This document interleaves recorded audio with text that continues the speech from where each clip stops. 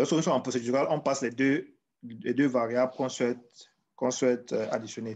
Mais en procédural, la première variable est déjà la variable qui appelle.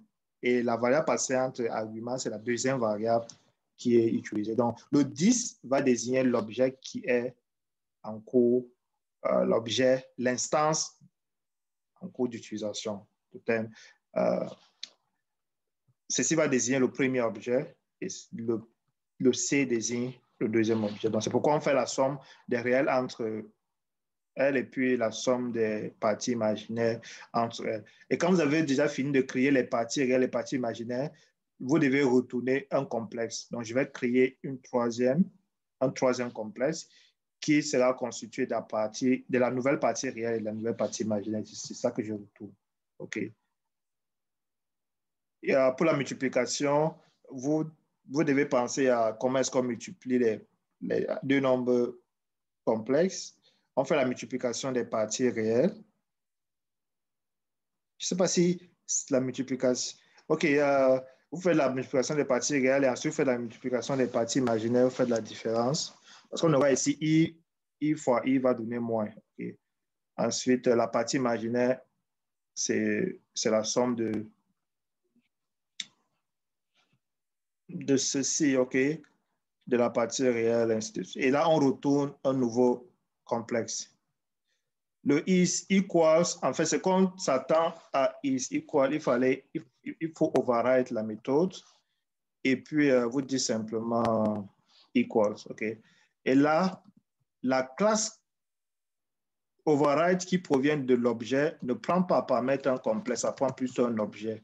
J'ai dit ça plusieurs fois, c'est-à-dire que vous devez garder le prototype de equals. Equals prend un objet, pourquoi? Parce que je peux décider de comparer mon complexe C avec un autre type de données, par exemple des int. Parce que si vous dites complexe ici, vous êtes déjà en train de restreindre la comparaison seulement entre les complexes. C'est comme si vous dites, je ne compare qu'un complexe avec un complexe. Or, une personne peut décider de dire, OK, je ne connais pas le type de cet objet est peut-être un int, et je veux comparer cet int avec mon complexe. Et s'il appelle votre equals, directement, vous allez avoir une erreur parce que vous dites, ça ne prend pas en argument un int. Donc, il faut garder le type qui est défini dans la classe mère. La classe mère de toutes les classes Java, c'est la classe objet. Donc, on va avoir la classe object et vous redéfinissez la méthode equals. Donc, du coup, on ne peut pas utiliser C comme ça. On va dire obj. Et ce qu'il faut faire, c'est dire si l'objet n'est pas une instance de complexe, alors on peut déjà retourner false.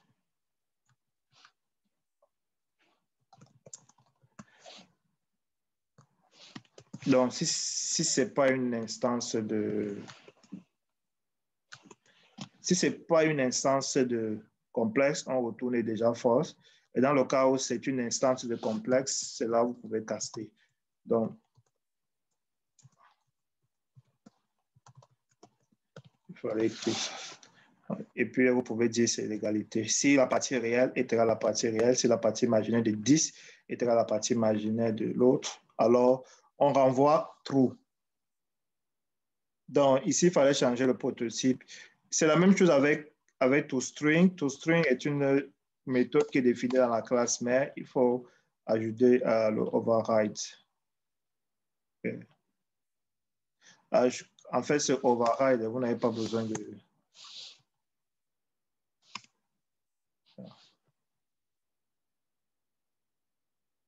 Ok, donc c'est...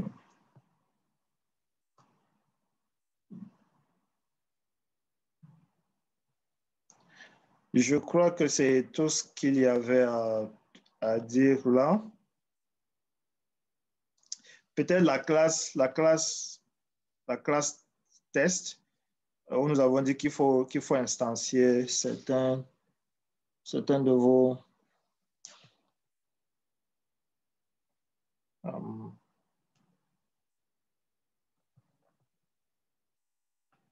Okay.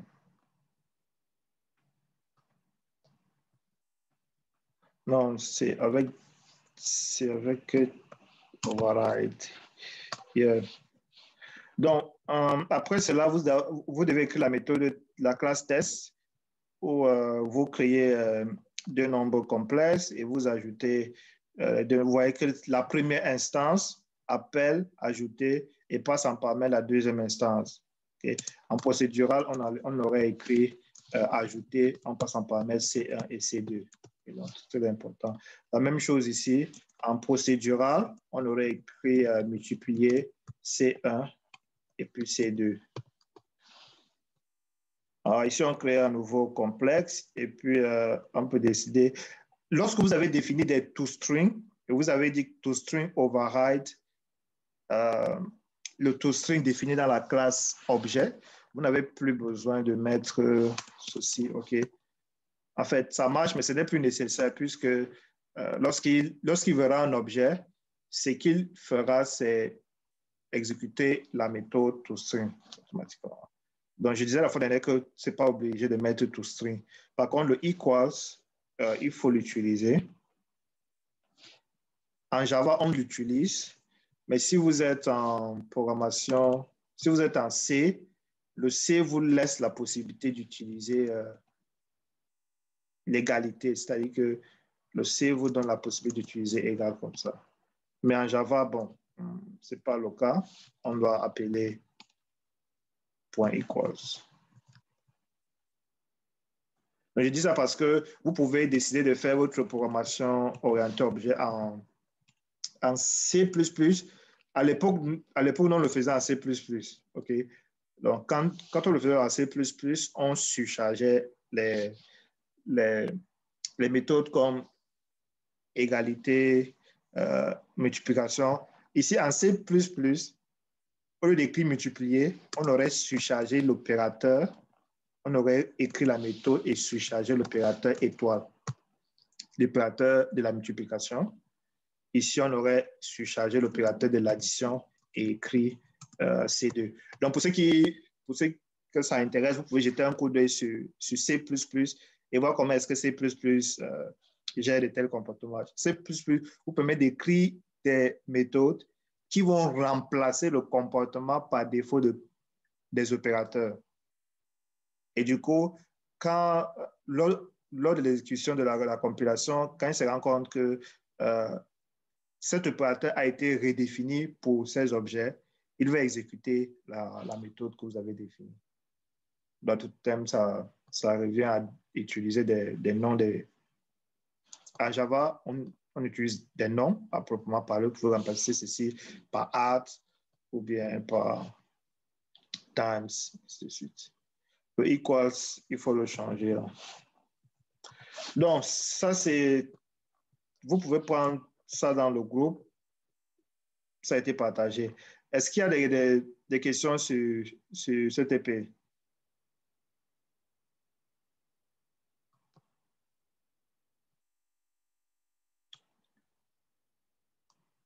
Bon, monsieur, j'ai une petite difficulté, monsieur. Oui, à quel niveau? Bon, monsieur, au niveau de l'exercice, monsieur, on ne sait pas, bon, nous sommes à quel niveau, monsieur, au chapitre 3 ou bien au chapitre 2, monsieur, parce que nous, ici en Anglais, nous sommes un peu perdus. Vous êtes perdu. Suivez les TP, c'est tout. Ah, Oui. d'accord, monsieur. Oui. Suivez les TP. Le livre, c'est vraiment pour les concepts. On a présenté les concepts orientés à objet. On a vu la syntaxe, c'est-à-dire que j'ai présenté les opérateurs arithmétiques et logiques, tout ça. Et maintenant, nous sommes en train d'appliquer ces concepts. Et nous allons revenir plus tard dans le livre pour présenter les collections. Je crois qu'il y a un chapitre qui porte sur les collections. Après ce chapitre-là, nous aurons un dernier TP et le cours sera pratiquement terminé. Okay.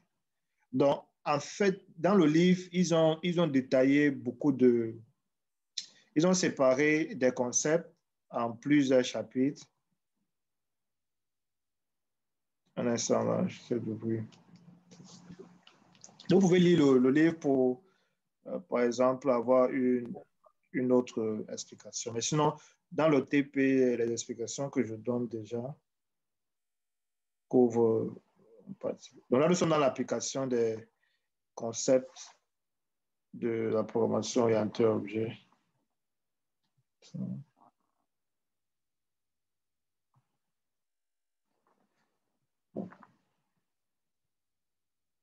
Voilà, vous voyez que au chapitre 5, on parle des instructions de contrôle, la boucle while, la boucle for, les instructions, les instructions de contrôle plutôt, if et switch, tandis que les instructions d'itération comme les boucles, OK? Et puis, nous avons le chapitre 6 parle des objets et des classes. Nous avons parcouru. On a présenté la notion de constructeur, OK? Et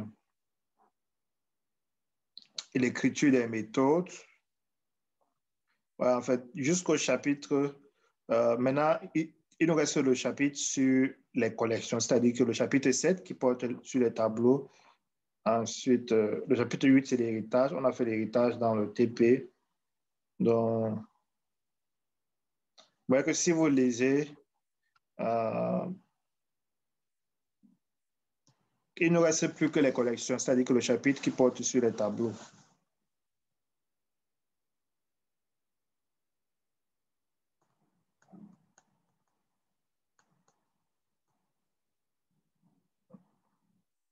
Donc, je vais ouvrir Eclipse là et puis nous allons essayer de parcourir le TP qui porte sur les opérations bancaires. C'est pas... On considère une banque X ayant les caractéristiques suivantes. Ok, revenons sur notre TP3. Et on va lire ça. On a 45 minutes. J'espère qu'on pourra terminer ça en 45 minutes. Comme ça, la prochaine séance, on parcourt les tableaux et on a un TP sur les collections et le cours sera terminé. Non, on m'a dit c'est un cours de 45 heures. OK, on considère une banque X ayant les caractéristiques suivantes. La banque permet à ses clients d'ouvrir des comptes qu'elle gère. Un compte est défini par un numéro d'agence, un numéro de compte et un solde. La banque gère deux types de comptes, les comptes courants et les comptes d'épargne. Les clients doivent pouvoir déposer et retirer de l'argent sur un compte et consulter le solde d'un compte. Un client doit pouvoir effectuer un virement d'un compte courant vers un autre de ses comptes, c'est-à-dire courant ou épargne. Un client doit pouvoir effectuer un virement vers le compte d'un autre client en payant le prix de 1,5 € par transaction. Les comptes d'épargne rapportent de l'argent. Ils ont un taux d'intérêt TX et chaque dépôt d'argent d'un montant M sur un taux d'épargne provoque une augmentation du solde de ce compte de M fois TX. Proposer une modélisation en classe pour représenter la banque et son fonctionnement. OK, ça c'est le cours d'UML. OK. On fait le cours d'UML. Coder et tester en créant un compte courant C1, un compte d'épargne dont le taux est à 0,05 en effectuant un versement de 2000 sur C1, puis un virement de 500 de C1 vers C2. Créer ensuite un vecteur paramétré. En fait, celui-ci, c'est après le cours qui porte sur les tableaux que vous pouvez comprendre c'est quoi un vecteur paramétré. Un vecteur paramétré de type compte dans lequel on mettra les deux comptes C1 et C2, afficher le contenu du vecteur à l'aide de l'appel de println sur le vecteur. Ajouter un autre compte C2 du propriétaire de votre logement à qui vous verserez un loyer de 1 000 €. Donc, ça, c'est pratiquement 3 classes. Ouais. Pour résumer ça en 3 classes rapides. La banque a ses clients. La banque permet à ses clients d'ouvrir des comptes qu'elle gère. Vous pouvez décider d'avoir votre client, ce que représente votre client. Donc, on aura client là. Et un compte est géré. Je vais essayer de voir si pour modéliser ça ici. Bon, ce qu'il faut au niveau 2, si vous n'avez pas fait UML, ce n'est pas grave. En fait, ça ressemble un peu au MCD. Donc, par exemple, ici, j'ai ma classe qui est client. Et ici, j'ai, par exemple, les comptes. Et je vais dire le client ici. Non, le client possède. OK. Donc, ici, je vais écrire posséder. Le client possède, le client va posséder un ou bien plusieurs comptes. OK. Donc, pour ceux qui viennent du MCD, si je dis le client possède un ou bien plusieurs comptes, on aurait écrit la cardinalité. Pour ceux qui ont fait Méris, on aurait écrit la cardinalité ici, du côté client. Mais sur UML, on change de position. Donc, je vais mettre ça comme ça. Ici, j'ai peut-être compte. Okay. Donc, je sais que le client possède un ou bien plusieurs comptes, tandis qu'un compte appartient à un et un seul client. En UML, on change de position parce qu'on veut modéliser le nombre d'instances de l'objet participant à la relation. C'est la raison pour laquelle on change de position. C'est-à-dire que quand je modélise, je me dis, lorsque j'ai la relation compte et client, quel est le nombre d'instances de clients dans cette relation? Lorsque vous avez une relation comme ça, il n'y aura qu'un seul client qui participe à la relation pour un compte donné. OK? C'est-à-dire que dans cette relation-là, un client, une seule instance participe à cette relation. Par contre, si vous avez un client et vous avez plusieurs comptes, ça veut dire qu'il y aura un ou bien plusieurs comptes qui vont participer à la relation possédée. Donc, la cardinalité en UML, en fait, permet de déterminer le nombre d'instances de votre classe. OK. En programmation, cela va être modélisé en disant, OK, puisque compte participe plusieurs fois, je vais me retrouver avec une liste de comptes chez le client. Et comme le client ne participe qu'une seule fois, je vais me retrouver avec une instance, c'est-à-dire un seul objet qui va permettre de représenter le client dans la classe compte. Par contre, comme compte participe plusieurs fois à la relation, dans la classe client, je vais me retrouver plutôt avec une liste de comptes. Est-ce que vous essayez je ne sais pas si vous comprenez un peu comment est-ce qu'on passe de cette modélisation au code. Mais sinon, avec le code du ML, ça pourra revenir. Donc, bref, voici client et puis compte qui est en bas. Et nous avons un compte est défini par un numéro d'agence, un numéro de compte et un solde. C'est-à-dire que vous avez les attributs qui sont là. Ensuite, on a donc 3 attributs pour le moment. La banque gère 2 types de comptes. Ça veut dire que pour un compte donné, vous avez 2 types de comptes. Donc, il y aura le compte courant ici et vous avez le compte épargne. Okay. Donc, on se retrouve avec 2 types de comptes. Et, en programmation orientée objet, ça va donc être représenté sous forme d'héritage. OK.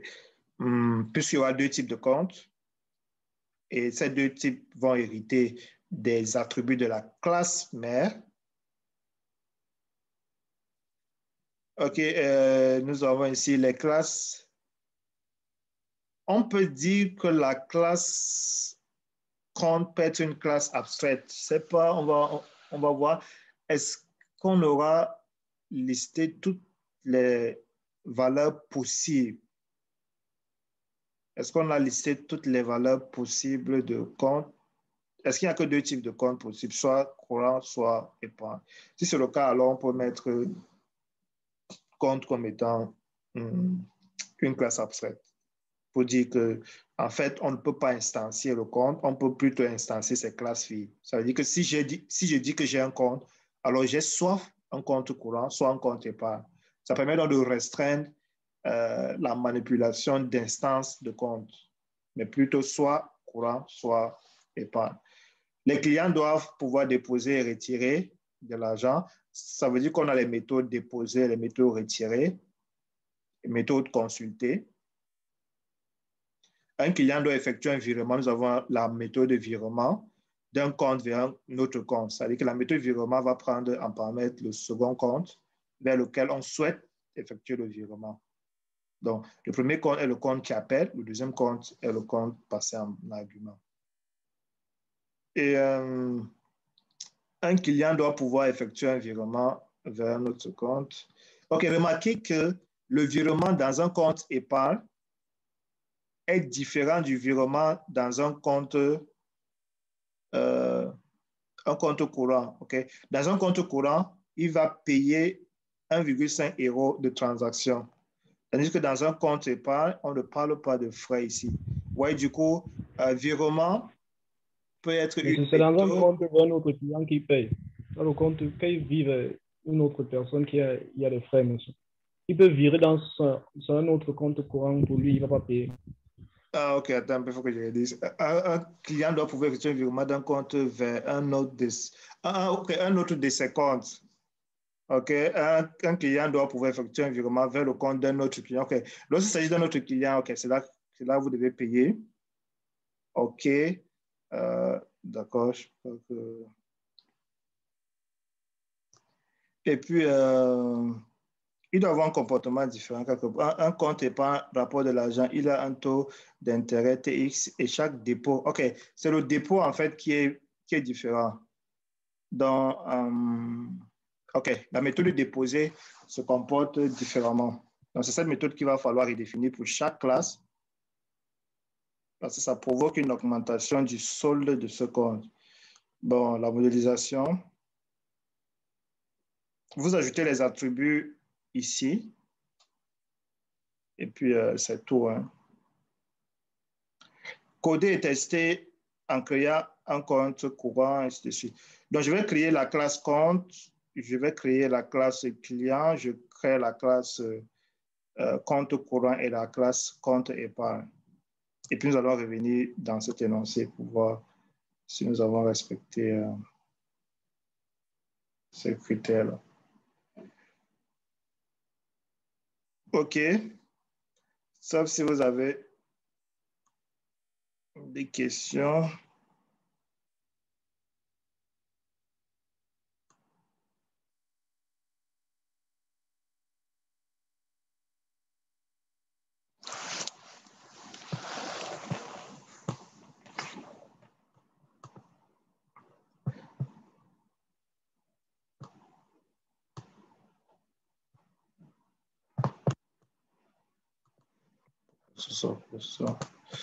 OK, je vais juste aller là. Il nous reste moins d'une minute. Vous vous reconnectez si ça se déconnecte.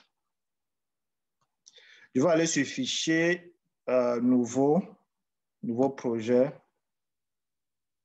J'ai cliqué sur.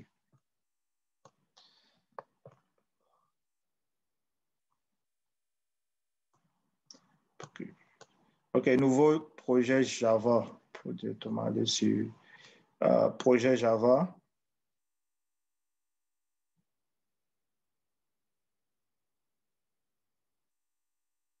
Et là, le nom du projet, je vais appeler Banque X. OK.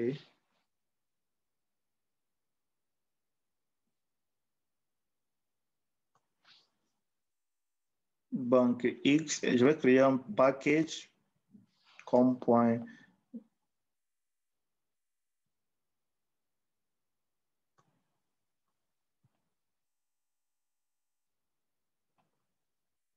Allowed. OK. Remove link new source.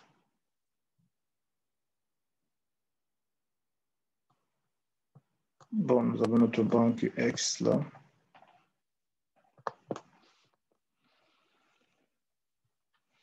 OK, on peut mettre ça dans un package ou non. Monsieur, j'ai une question, s'il vous plaît. Oui. Quand on fait comme la dernière fois, le premier